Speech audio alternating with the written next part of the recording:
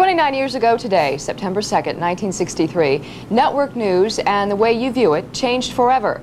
CBS News introduced the daily half-hour newscast. Walter Cronkite anchored the historic telecast. We thought you'd like to see excerpts from that newscast, including its few minor glitches, and complete with commercials. Good evening from our CBS newsroom in New York on this, the first broadcast of network television's first daily half-hour news program. In Alabama today, Governor Wallace ringed a public school with state troops to delay integration ordered by a federal court, and in turn, the local Alabama school board threatened defiance of the governor. At his summer White House in Hyannisport on Massachusetts Cape Cod, President Kennedy today talked with this reporter of many things, including the political repercussions of the integration battle. How seriously do you think this civil rights situation is going to affect your chances, assuming you'll be the nominee of the Democratic Party next year, in 1964? Well, obviously it's going to be an important matter. It's caused a good deal of feeling, I suppose, against the administration in the South. I suppose, in other parts of the country. Whenever you have a issue upon which people feel so strongly, it quite obviously has its political effects. So I would say it would be an important matter. On the other hand, I'm hopeful that both parties, Republicans and Democrats, will commit themselves to the same objective of equality of opportunity. I would be surprised if the Republican Party, which after all is the party of Lincoln, and is proud of that fact, as it should be, I would be surprised if they did not also support the right of every citizen to have equal opportunities, equal chance under the Constitution. There's no sense in blaming it, of course, on Washington. That's a convenient place to blame it, and I suppose that's one of the reasons why we're there. But this is a problem which goes into every community across the country, every family, and everyone has to make a decision. It's going to take time. I think it's finally going to be done, but we're trying to do something much more difficult than any other country's ever done. A good many of the people who advise us so generously abroad have no comprehension of what a difficult task it is that faces the American people in the 60s. But I think that the United States government, I believe both parties, and I think the great mass of opinion is in favor of making progress along these lines. And of course, the most important area is finally going to be education, which ties into jobs. If you have education, equality of education, educational opportunity, then you find, I think, gradually equality in employment, and then you find the great hump of the hill past. Do you think you'll lose some southern states in 64? Well, I lost some in 60, so I suppose I'll lose some, maybe more in 64. I don't know. It's too early to tell, but I would think I'm not sure that I'm the most popular political figure in the country today in the South, but that's all right. I think that we'll have to wait and see a year and a half from now. Well, it's a year now. It's not that long. You making any estimate as to who your opponent might be in 64? No, there's a good many of them. There's a good many of them. Got any choices to who you'd like to run against? Either to put the issues before the people or otherwise? That's a great mistake. I know some Republicans chose me in 60 as their favorite candidate, but so I know I can choose anybody. I'll let them choose. President Kennedy on other issues, domestic and foreign, and more on today's integration story in just a moment. Now, the world's first Paxton menthol cigarettes. Paxton gives you the world's first Humaflex plastic pack. Vacuum formed, moisture proof, soft and flexible. This revolutionary pack keeps flavor twice as fresh as any other package can. Paxton gives you a new team of filters back to back. One filter, fortified with pectin, actually controls moisture to freshen flavor. The other keeps Paxton extra mild.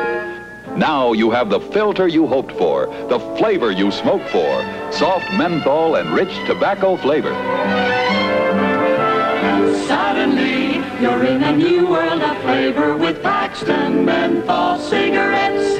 New menthol blend, new Humaflex pack, New team of filters back to back. Suddenly, you're in a new world of flavor with Paxton menthol cigarettes. Attorney General Robert Kennedy cut short a holiday sailing trip up in Maine today and flew back to Washington to keep check on racial developments in Alabama and in that other current trouble spot, Plaquemine, Louisiana. Mounted state troopers and police used tear gas and high-pressure water hoses in Plaquemine last night to break up a big civil rights demonstration that almost erupted into a race riot. Dan Rather has that story. Louisiana state troopers on horseback aided city police and sheriff's officers in the small Mississippi River town of Plaquemine.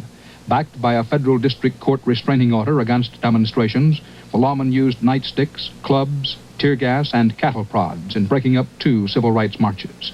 There were 68 arrests amid scuffles and shouts in what threatened to become a full-scale riot. Tear gas grenades actually broke the marchers' ranks. Fire hoses were used mostly to keep the Negroes running or to force them from places of concealment. This man was blasted with high-pressure water as he sought refuge at the home of a minister. Some Negroes were clubbed, but so far as is known, none were hurt critically. While injuries were primarily to demonstrators, several policemen were hit by flying bricks. Dozens of Negroes were overcome by tear gas, especially the gas thrown into a church that had been used as a rally headquarters. This girl collapsed under a pew in the church and had to be carried out on a stretcher. The inside of the church was a shambles, including waterlogged Bibles and hymn books.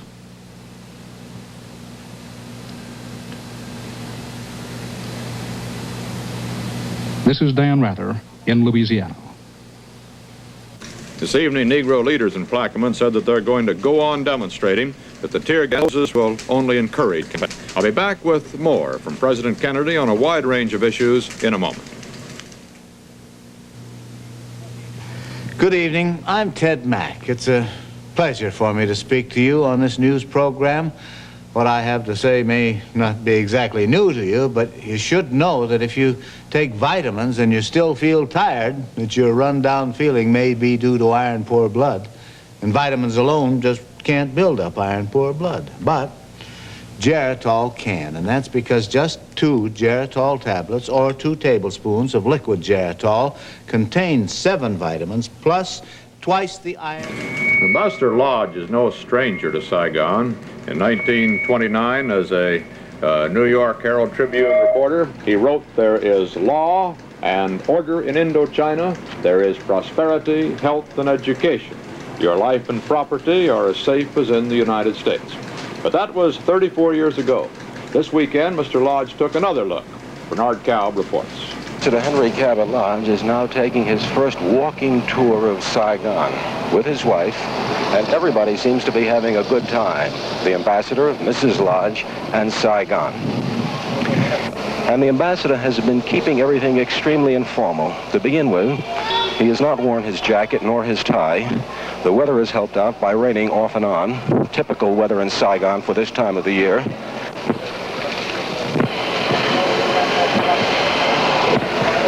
The ambassador was here for the first time in 1929. He was then working as a journalist for a New York newspaper, and now he's back, reacquainting himself with this town that was once his beat.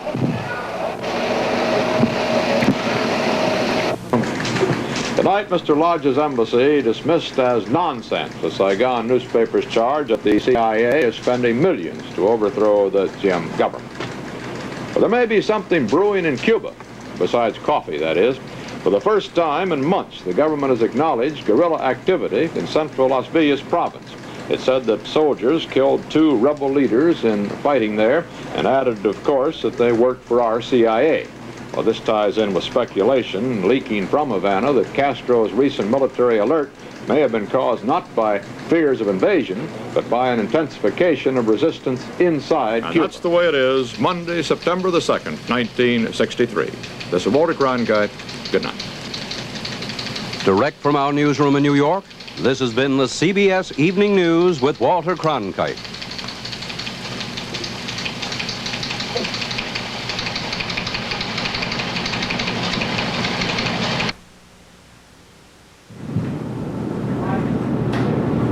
Ironic when you see that interview with President Kennedy saying he wasn't the most popular politician in the South, and a short 2 months later he was dead. Weird how that plays out. We're going to take a quick break, and we'll be right back. Stay with us. You're watching CBS News. Up to the minute. Stay with us.